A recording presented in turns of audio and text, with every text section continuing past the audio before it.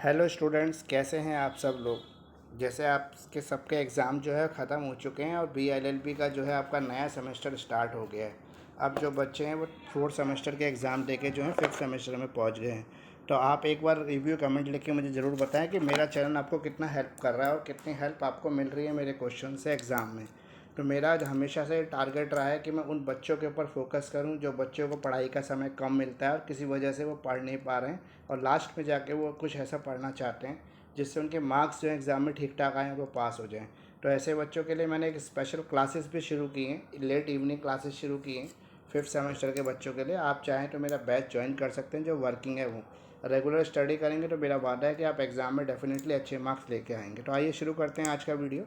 Educator of Delhi के साथ आप जुड़ रहे हैं। मेरा नाम मुकेश करार है, जैसा आप सब लोग जानते हैं कि लॉ के वीडियो में आप सबके बीच में लेके आता हूं। तो आइए शुरू करते हैं। आज जो हम लेके आए हैं एजुकेटर ऑफ दिल्ली, ये मेरा लोगो है। मेरी जो ऐप भी आ चुकी है प्ले स्टोर पे, आप चाहें तो मेरी ऐप भी डाउनलोड कर सकते हैं गूगल प्ले स्टोर से। जॉइन लाइव क्लासेस कर सकते हैं बीएलएलबी फिफ्थ सेमेस्टर। जैसे मैंने आपको बताया कि मेरे 2 बैचेस स्टार्ट हो चुके हैं फिफ्थ सेमेस्टर के। आप चाहें तो उनको ज्वाइन कर सकते हैं। जो बैचेस हैं वो लेट इवनिंग और आफ्टरनून दोनों तरह के बैचेस हैं। वर्किंग स्टूडेंट्स के लिए मैं लेट इवनिंग बैचेस चला रहा हूँ और जो स्टूडेंट्स हैं उनके लिए कॉलेज टाइम के बाद बैचेस चल रहे हैं। तो आप ज्वाइन करें। एक रीज़नेबल अफोर्डेबल कोचिंग मैं आपको दे रहा हूँ, क्योंकि मेरा मकसद ये है कि मार्केट के अंदर जो बहुत बड़े इंस्टीट्यूशंस हैं, जो बहुत बड़े बड़े टीचिंग ग्रुप्स हैं, वो लॉ की स्टडी के नाम पर बहुत ज़्यादा चार्ज कर रहे हैं, आप लोगों से हैवी चार्जेस करते हैं। तो मैं ये चाहता हूँ कि एक अफोर्डेबल कोचिंग मैं आपको दे पाऊँ, एक अफोर्डेबल प्राइस पे, एक रीज़नेबल प्राइस पे, तो वो स्टूडेंट जो है इजीली अफोर्ड कर सकें और अधिक से अधिक लॉ ग्रेजुएट हमारी कंट्री में तैयार हों। ये मेरा एक सपना है कि बहुत सारे जो वकील हैं वो कम पैसों के अंदर तैयार हों। तो इसी वजह से मैं जो है आपके बीच में जो है लॉ के वीडियो लेके आता हूँ और डेफिनेटली बच्चों की मदद पूरी करने की कोशिश करता हूँ एग्ज़ाम के पॉइंट ऑफ व्यू से भी, कि किसी की भी बैक ना आए। क्योंकि अधिकतर लॉ के अंदर क्या होता है कि बच्चे लॉ तो ज्वाइन कर लेते हैं लेकिन उसको ज़्यादातर बच्चे छोड़ देते हैं। कोई फर्स्ट सेमेस्टर में छोड़ देता है, कोई थर्ड में छोड़ देता है, कोई फिफ्थ के बाद जब लॉ सब्जेक्ट शुरू होते हैं। क्योंकि फिफ्थ सेमेस्टर जो है सबसे टफ सब्जेक्ट है। अब आपके कंप्लीट जो है लॉ के सब्जेक्ट शुरू हो चुके हैं। अब आपका बीए जो है वो कंप्लीट हो चुका है। तो अब बीए कंप्लीट होने के बाद आपका एलएलबी अब से स्टार्ट हो रहा है और आपके कंप्लीट जो है अब लॉ के सब्जेक्ट रहेंगे। अब हिस्ट्री आर्ट्स के अब आपके कोई सब्जेक्ट नहीं होंगे। बीए आपका कंप्लीट हो चुका है। तो यहाँ पर स्टेज ऐसी है कि बच्चे जो है डीमोरलाइज हो जाते हैं, कुछ उनको समझ में नहीं आता लॉ पढ़ने में, तो इस वजह से वो लॉ को छोड़ देते हैं और वकील बनने का सपना उनका कहीं ना कहीं टूट जाता है। तो ऐसे बच्चों के लिए मैं स्पेशल अफोर्डेबल कोचिंग चला रहा हूँ। आप मेरी कोचिंग को ज्वाइन कीजिए और मेरा ये वादा है कि आप मेरी कोचिंग के साथ जुड़े रहेंगे तो डेफिनेटली आपको इजीली एग्ज़ाम को आप फेस कर पाएंगे और आसानी से आप पास हो सकते हैं। तो आइए शुरू करते हैं। आज चौधरी चरण Singh university BLLB third year जो है फिफ्थ सेमेस्टर आज मैं आप सबके बीच में लेके आया हूँ। हिंदू लॉ जो सब्जेक्ट है आज हम कवर कर रहे हैं एजुकेटर ऑफ दिल्ली के अंदर। हिंदू लॉ, सबसे पहले हम ये समझ लेते हैं कि हिंदू लॉ क्या है। हिंदू लॉ एक पर्सनल लॉ है, जैसे मुस्लिम लॉ है, मोहम्मदन लॉ है, ऐसी एक हिंदू लॉ है। हिंदू लॉ जो है वो हिंदू लोगों के ऊपर एप्लीकेबल होता है, जो कम्युनिटी अपने आप को हिंदू कहती है। तो सबसे पहले हम ये समझ लेते हैं कि हिंदू क्या meaning of Hindu law. Hindu law का मीनिंग क्या है। Hindu law is a personal law. Hindu law एक पर्सनल लॉ है, particular person of the class of the person को ये बिलोंग करता है। Hindu law define who is Hindu and upon whom the Hindu law applied. Hindu law आपको ये बताता है कि कौन हिंदू है और हिंदू लॉ किसके ऊपर अप्लाइड होगा। The portion of Hindu law has been qualified by the parliament in the form of act. जो हिंदू लॉ है वो जो हिंदू लॉ है वो पार्लियामेंट के द्वारा पास किया गया एक एक्ट है, प्रॉपर कानून है, हमारे देश में लागू होता है। हिंदू मैरिज एक्ट है इसके अंदर 1955। इसी के अंदर है Hindu minority and guardianship act 1955। इसी के अंदर तीसरा लॉ जो है हिंदू लॉ के अंदर आता है the Hindu adoption and maintenance act 1955। उसके अलावा जो चौथा एक्ट जो हिंदू हिंदू एक्ट के अंदर आता है, हिंदू लॉ के अंदर आता है, वो है द सक्सेशन एक्ट 1956। आप सबसे पहले हमें ये समझना होगा हिंदू लॉ के लिए कि हिंदू कौन है। अगर आप ये समझ जाएंगे कि हिंदू कौन है तो आपको पता लगेगा कि हिंदू लॉ किसके ऊपर एप्लीकेबल होगा और किसके ऊपर एप्लीकेबल नहीं होगा। सबसे पहले हम समझ लेते हैं कि who is Hindu. The term Hindu has its origin not on the basis of the religion Hinduism but geography. Geographically Hindu जो है डिपेंड करता है। अगर हम ये बोले कि हिंदू एक धर्म है, हिंदू एक रिलीजन है, तो ये कहना पूर्णतः सत्य नहीं होगा, पूर्णतः सही नहीं होगा। क्योंकि अगर हम हिंदू धर्म के इतिहास के अंदर जाते हैं तो हमें पता लगता है कि हिंदू संस्कृति जो है कोई धर्म नहीं है। सिंधु घाटी की सभ्यता के आसपास जो लोग रहा करते थे उनका नाम धीरे धीरे सिंधु से बिगड़ता बिगड़ता बिगड़ता बिगड़ता हिंदू बन गया। तो नॉर्मली हिंदू जो है वो उन लोगों को कहा जाता है जो सिंधु घाटी की सभ्यता, सिंधु घाटी के आसपास रहते थे। सिंधु घाटी के लोगों को जो है वो हिंदू कहा जाता है। तो Hindu terms came from the Sindhu. Hindu कहाँ से आई है? सिंधु से निकल के आई है। Sindhu term was to denote people who were settle around the Sindhu river. जो लोग सिंधु नदी के आसपास रहते थे, प्रेजेंट डे में इंडस रिवर कहते हैं इसको, उन लोगों को हिंदू कहा जाने लगा धीरे धीरे करके। लेटर सिंधु बिकम हिंदू, धीरे धीरे सिंधु जो है वो हिंदू बन गया। The term was use to identify the people who are not Muslim not Christian. वो लोग जो मुस्लिम नहीं है, क्रिश्चियन नहीं है, ज्यू नहीं है, पारसी नहीं है, वो लोग हिंदू हैं, ऐसा कहा जाने लगा। यानी कि हिंदू की जो डेफिनेशन है वो पॉजिटिव डेफिनेशन नहीं है, वो नेगेटिव डेफिनेशन है, ये आप कह सकते हैं। क्योंकि हिंदू के बारे में क्या कहा गया है? So in the way the definition of Hindu was more negative. Hindu की definition negative definition. Who is not Hindu, Hindu कौन नहीं है, rather than a positive who is Hindu. अब पॉजिटिव डेफिनेशन तो ये बताया जाए कि हिंदू कौन है, लेकिन यहाँ पर ये बताया गया जो मुस्लिम नहीं है, जो क्रिश्चियन नहीं है, जो ज्यू नहीं है, जो पारसी नहीं है, वो हिंदू है। तो हिंदू का डेफिनेशन नेगेटिव डेफिनेशन है। According to Hindu marriage act, अगर हम हिंदू मैरिज एक्ट को देखें 1955 को, तो अंडर सेक्शन 2(1) में हमें बताया गया है कि Hindu marriage act 1955 any person would be consider a Hindu for the purpose of the law if he is. किसी को भी हिंदू कहा जाता है पर्पस ऑफ लॉ में। वो कौन है? A person who is Hindu by religion in any of its form और development which includes follower of Shiva, Brahma, Prarthana और आर्य समाज। यानी कि जो ब्रह्मा को मानता है, जो शिव को मानता है, जो प्रार्थना करता है, जो आर्य समाजी है, वो हिंदू कहलाएगा। ये ऐसी डेफिनेशन दी हुई है हिंदू रिलीजन के अंदर। A person professing the Hindu, Buddhist, Jain, Sikh religion also mentioned in the Constitution of India article 25 explanation 2। Indian constitution के अंदर आर्टिकल 25 के एक्सप्लेशन 2 में भी लिखा हुआ है हिंदू के डेफिनेशन। तो हिंदू के अंदर किस किस को शामिल किया गया? हिंदू, बुद्धिस्ट, जैन, सिख रिलीजन, ये सारे लोग हिंदू कहलाएंगे और ये हिंदू से ही निकले गए रिलीजन है। A person who is not a Christian, एक व्यक्ति जो क्रिश्चियन नहीं है, मुस्लिम नहीं है, पारसी नहीं है, जियो नहीं है, bye religion will be govern by the Hindu law, उसको हिंदू लॉ के अंदर कवर किया जाएगा। Unless it is prove that such person will not be govern by the Hindu law. ये यद्यपि ये प्रूव ना किया गया हो कि वो हिंदू धर्म को फॉलो नहीं करता या हिंदू को नहीं मानता, तो ऐसे को छोड़कर बाकी सबके ऊपर हिंदू लॉ एप्लीकेबल होगा। एनी चाइल्ड लेजिटिमेट और illegitimate both of whose parents are Hindu, Buddhist, Jaini और सिख इज हिंदू। अब बच्चा जो जायज़ बच्चा हो या नाजायज़ बच्चा हो, यानी कि माँ बाप ने उन्होंने शादी की हो तो बच्चा पैदा हुआ और दोनों माँ बाप जो हिंदू हों, बुद्धिस्ट हों, जैनी हों, सिख हों, उनका बच्चे को हिंदू कहा जाता है। या फिर जो बच्चा नाजायज़ बच्चा हो, फॉर एग्ज़ाम्पल आदमी या औरत की किसी नाजायज़ संबंध है और उस नाजायज़ संबंधों से बच्चा पैदा हो जाता है, इलेजिटिमेट सन हो जाता है, इलेजिटिमेट चाइल्ड हो जाता है, तो ऐसा बच्चा भी अगर दोनों जो उसके माता पिता हैं वो हिंदू हैं, बुद्धिस्ट हैं, जैनी हैं, सिख हैं, तो उसे हिंदू कहा जाएगा। वो हिंदू के डेफिनेशन के अंदर कवर्ड होगा। If only one of the parents is Hindu, the religion of the child would be decided on the basis of his her upbringing, that is whether the upbringing was a Hindu और not. यानी कि ये बताया गया किसी के भी रिलीजन में ये बताया गया हो कि जो बच्चा है उसकी जो अपब्रिंगिंग हो रही है, यानी कि उसकी जो पाली वरिश हो रही है, उसकी जो पालन पोषण हो रहा है उस बच्चे का, अगर हिंदू कल्चर से हो रहा है तो वो हिंदू कहलाएगा, अदरवाइज वो हिंदू नहीं कहलाएगा। Any person who is converted to the Hindu, Buddhist, Jain और सिख रिलीजन, ऐसा कोई भी व्यक्ति जिसने अपना धर्म परिवर्तन करके हिंदू बन गया हो, बुद्धिस्ट बन गया हो, जैन बन गया हो या सिख बन गया हो, वो भी हिंदू के डेफिनेशन में कवर होता है। Intention to be converted to Hindu and conduct in that regard is enough proof to prove. अब किसी व्यक्ति ने अगर हिंदू धर्म अपना लिया तो ये कैसे चेक करेंगे कि वो हिंदू है या नहीं है? इसको चेक करने के लिए हम उसका वो देखेंगे, व्यवहार देखेंगे कि वो हिंदू कल्चर के, हिंदू रिलीजियंस के जो भी रिचुअल्स हैं, पूजा पाठ करना, सुबह शाम आरती करना, मंदिर जाना, भगवान को प्रणाम करना, भोग लगाना, प्रसाद लेना, वो सब अगर वो कर रहा है तो उसको हिंदू के एक्ट के अंदर कवर किया जाएगा। That you are a Hindu, no special ceremonies of conversion needed to be done.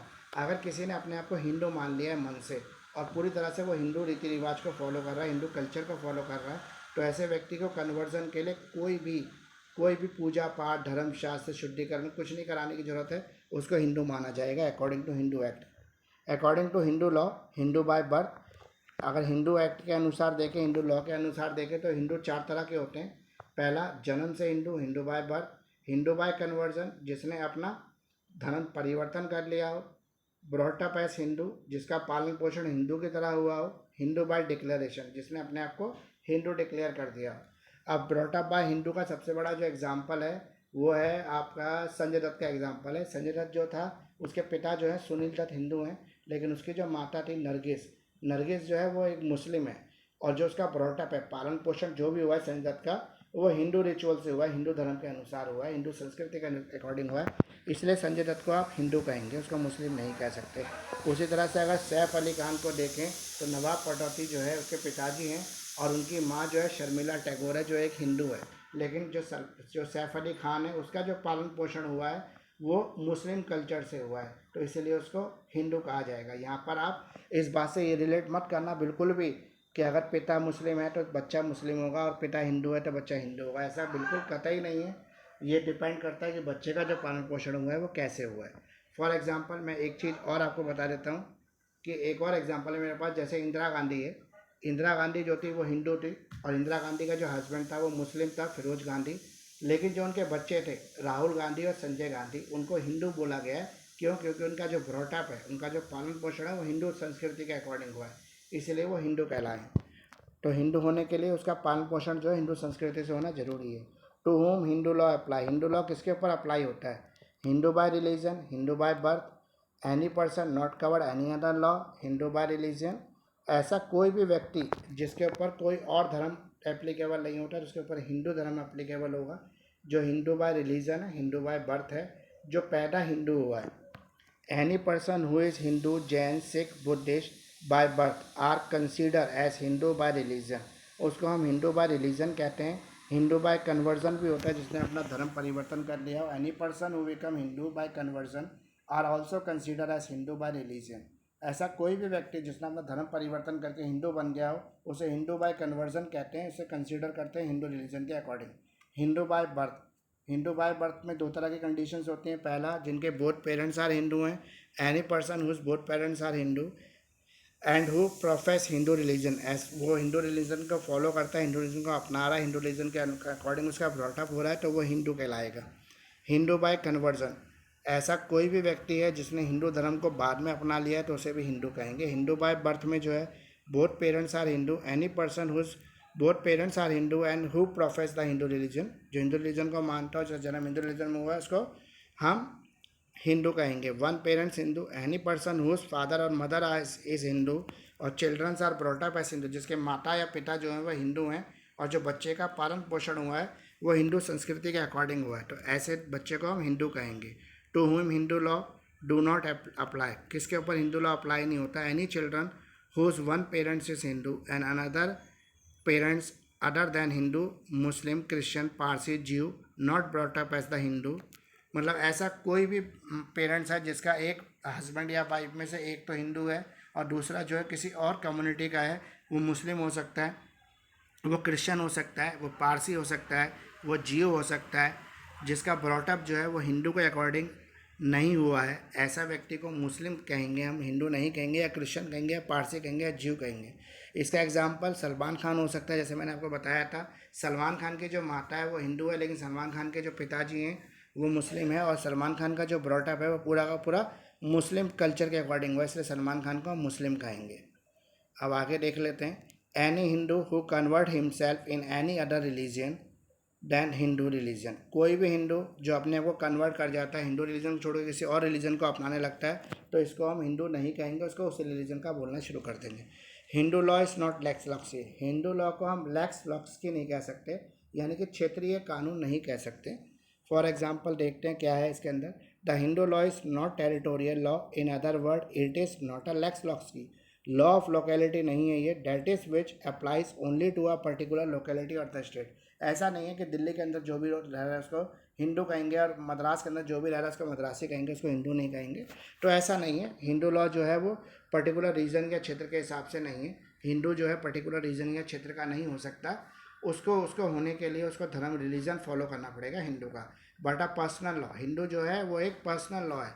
Hindu what over the country ही में, इसका मतलब ये नहीं है कि वो कंट्री में कहीं भी रहे वो हिंदू ही कहलाएगा अगर वो हिंदू संस्कृति को फॉलो कर रहा है।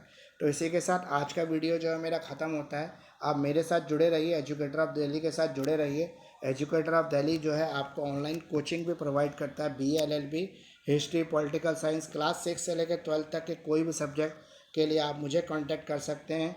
कॉमर्स स्ट्रीम और आर्ट्स स्ट्रीम के बच्चों के लिए स्पेशल बैचेज चलते हैं, 11th और 12th के बच्चों के लिए। 10th के बच्चों के लिए स्पेशल मैथ्स के बैचेज हैं, साइंस के बैचेज हैं, ऑनलाइन क्लासेस हैं। ऑल ओवर इंडिया से आप मेरे साथ जुड़ सकते हैं।